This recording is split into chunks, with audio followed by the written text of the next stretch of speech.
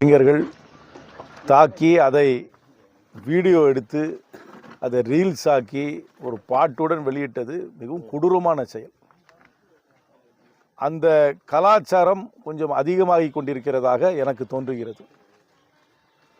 இந்த கலாச்சாரம் தொடர்ந்து வளர்ந்தால் என்னை பொறுத்தவரை சமுதாயத்தில் பெரிய பாதிப்பை ஏற்படுத்தும்.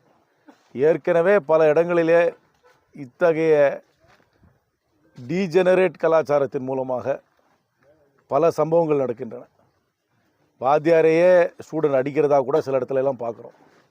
எதுக்கு எடுத்தாலும் அதை வெட்டு குத்துன்னு செய்கிறது, அதுக்கப்புறம் அதை ரொமான்டிசைஸ் பண்ணி பாட்டாக பாடுறது, அதை எடுத்து ரீல்ஸாக போடுறது, இது மாதிரி ஒரு தவறான பாதையில் சிலர் செல்கிறார்கள். அத்தகைய செயல்களிலே செயல்படுபவர்களை என்னை பொறுத்த வரைக்கும் அரசாங்கம் கடுமையான நடவடிக்கை எடுக்க வேண்டும். காவல்துறை, இதை முன்பே நான் சொல்லியிருந்தேன், என்னை பொறுத்த வரைக்கும் காவல்துறை தன்னுடைய இரும்பு கரங்களால் பல விஷயங்களை அடக்க வேண்டும். ஒரு ஷோ ஆஃப் ஃபோர்ஸ் காவல்துறை செய்ய வேண்டும். ரோந்து அடிக்கடி செய்ய வேண்டும். ஒரு ஏரியாவில் இருக்கும் ரவுடிகள் யாராக இருந்தாலும் அவர்கள் வாரம் 3 முறை ஸ்டேஷனில் கையெழுத்து போடணும்னு சொல்லணும்.